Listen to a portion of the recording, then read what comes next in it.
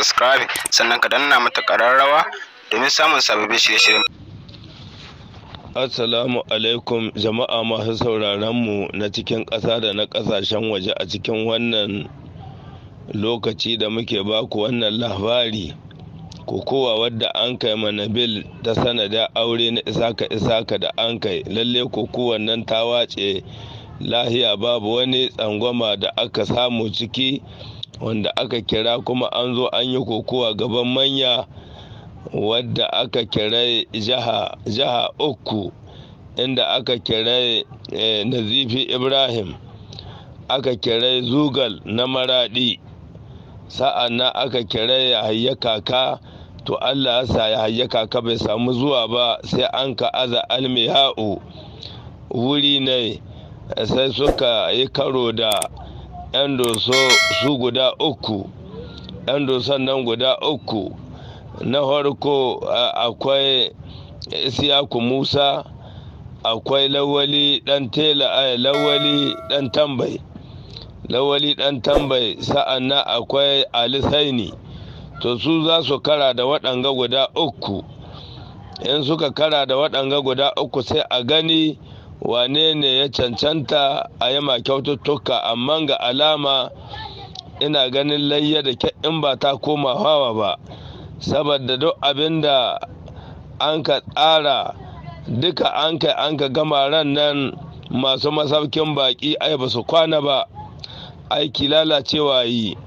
Sai ya kasance inda Nazifi Ibrahim ya samu nasara gaban Isiyaku Musa, yayi mai yankan shibci, inda ya ɗauki ƙafa yana dibin zai sa ta cikin cinai, ina ba sai aiki ya lalace ba, sai yi mai yankan shibci, inda ta koma tsakanin Lawali ɗan Tambai shi kuma shi da Almiya'u.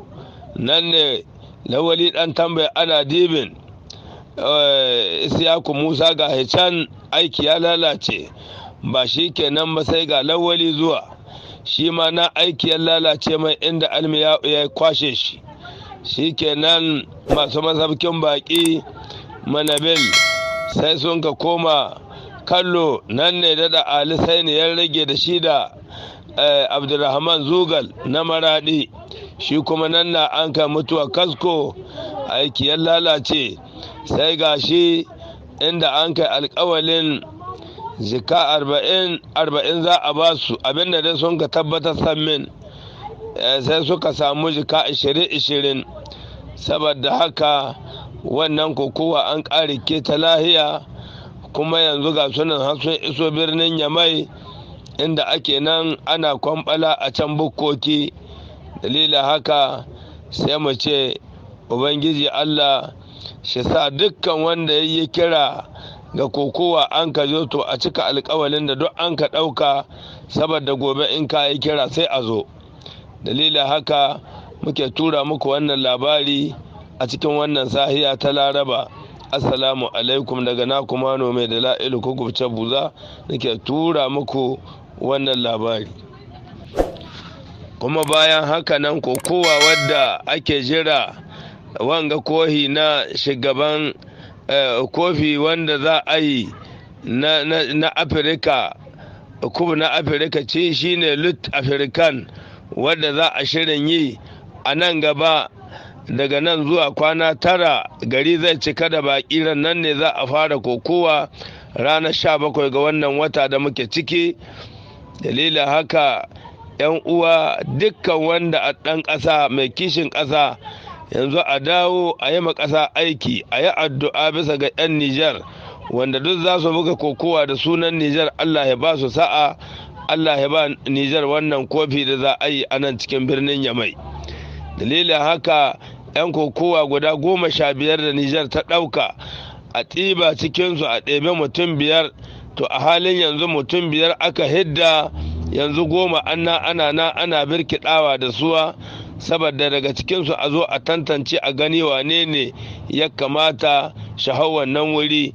Inda Isaka mai nauyin kilo 120 yana nan da shi da Adamu Abdu. Sa'an nan ka komo masu nauyin 100, Aibo Hassan da Zakiru Zakari su ma suna nan. Ya ka koma can inda nauyin 86 kana iske Abba Ibrahim, an hidda Aminu Ibrahim da Sule Guga na Maradi, kenan Abba shine nan wurin. Sai a koma wajen su Mansur Isa da shi da kunama mai shiryayyen kaya Mansur Isa da shi da Murtala Abdu kuma da Anas Ahmadu, su suna nan ba a kori kowa ba har yanzu ba a tantance ba. Sai a koma can ƙasa ga 70 a iske 66 can za a iske Jamilu Bakwai na Maradi da Haliru Aminu na Talaberi, su kuma su can za a aza guda wanda za a shirin farzantankin Nijar a cikin kokowar da za a shirin yi 17 ga wannan wata. Allah ka ba mu iko.